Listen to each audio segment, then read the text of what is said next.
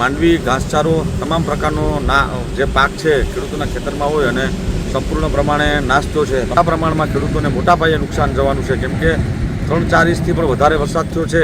ત્યારે રાજ્ય સરકારને મારી વિનંતી છે કે ખેડૂતનો દીકરો છે તે જગતનો તાત છે। મગફળીનું વાવેતર કર્યું છે એ સંપૂર્ણ પ્રમાણે નાશ થયું છે। રાજ્ય સરકાર તાત્કાલિક ધોરણે સહાય ચૂકવે અને સર્વે કરાવે અને વળતર આપે એવી મારી લાગણી અને માગણી છે।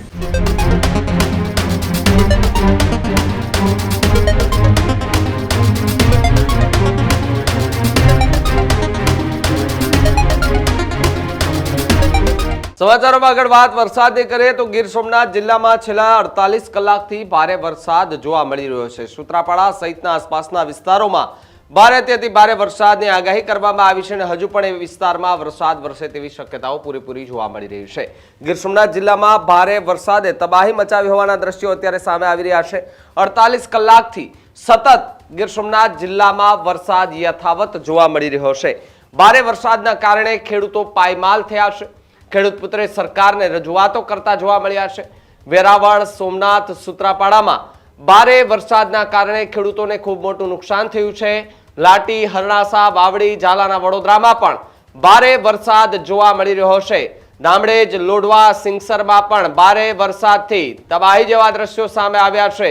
મગફળીનો તમામ પાક નુકસાનીમાં જોવા મળી રહ્યો છે। ખેડૂતની મહેનત પર પાણી ફરી વળ્યું છે। વેરાવળના એક ખેડૂત પુત્રએ ખેતરમાં ઉભી અને આપવીતી જણાવી છે।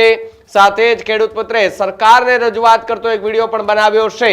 બીજી તરફ જો વાત કરવામાં આવે તો અમારા વિસ્તારમાં તાત્કાલિક સરકાર સહાય ચૂકવે તેવી અમે માંગ કરીએ છીએ તેવી વાત ખેડૂત પુત્રએ કરી છે। ત્યારે ગીર સોમનાથ જિલ્લામાં ભારે વરસાદના કારણે જે ખેડૂતોનો ઉભો પાક હતો તેમાં નિષ્ફળ ગયો છે। આ તમને આ દ્રશ્યો દેખાઈ રહ્યા છે ગીર સોમનાથ જિલ્લાના એ વિસ્તારના છે કે ત્યાં માંડવીના જે પાથરા, મગફળીના જે પાથરાઓ હતા તે વરસાદના કારણે બધું જ ખતમ થઈ ગયું છે। બધું જ પૂરું થઈ ગયું છે અને હવે વળતરની માંગ કરતા ખેડૂતો સરકાર પાસે જોવા મળી રહ્યા છે।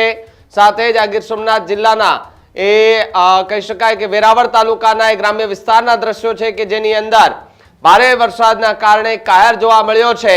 ભલે વાતાવરણમાં ઠંડક પ્રસરી હોય પરંતુ ખેડૂતોના એ કહી શકાય કે દિલમાં ઠંડક નથી ઓસરી, કારણ કે 6-7 મહિનાની મહેનત પર પાણી ફરી વળ્યું છે। ખેડૂતોના મોઢે આવેલો કોળિયો ફરીવાર છીનવાયો છે આવું આપણે કહી શકીએ, કારણ કે કુદરત એ ખેડૂત સામે રૂઠ્યો હોય તેવું ખેડૂત પુત્ર અત્યારે કહી રહ્યા છે।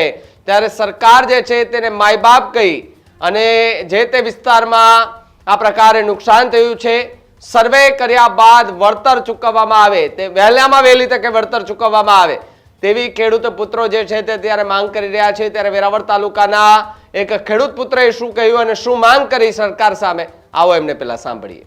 બામરોટિયા, ગીર સોમનાથ જિલ્લાના વેરાવળ તાલુકાના વતની છું અને ખેડૂત પુત્ર અને ખેડૂત આગેવાન પણ છું। તમે બધા જોવો છો કે ગઈકાલ બપોર 1 વાગ્યાથી સમગ્ર વેરાવળ અને ગીર સોમનાથ જિલ્લામાં જે કમોસમી વરસાદ પડ્યો છે અને એમની અંદર વેરાવળ તાલુકાના ગ્રામ્ય વિસ્તાર અને સૂત્રાપાડા તાલુકાના ગ્રામ્ય વિસ્તારમાં બહુ અતિશય પ્રમાણમાં ભારે વરસાદ થયો। ત્યારે અત્યારે માંડવી ઘાસચારો તમામ પ્રકારનો જે પાક છે ખેડૂતોના ખેતરમાં હોય અને સંપૂર્ણ પ્રમાણે નાશ થયો છે। તમે મારી પાછળ પણ જો કે અહીંયા મગફળીના પાથરાઓ પડ્યા છે અને મોટા પ્રમાણમાં ખેડૂતોને મોટા પાયે નુકસાન જવાનું છે, કેમ કે 3-4 ઇંચથી પણ વધારે વરસાદ થયો છે।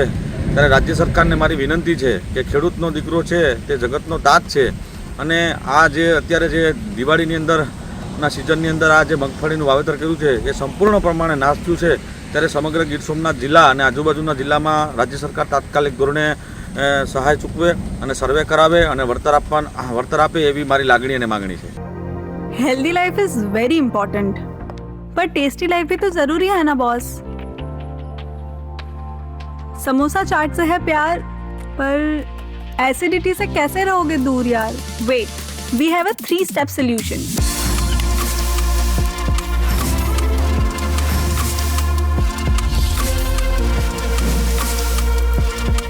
विट्रिशियन ओरल स्ट्रिप, क्योंकि टेस्टी लाइफ भी तो जरूरी है ना बॉस।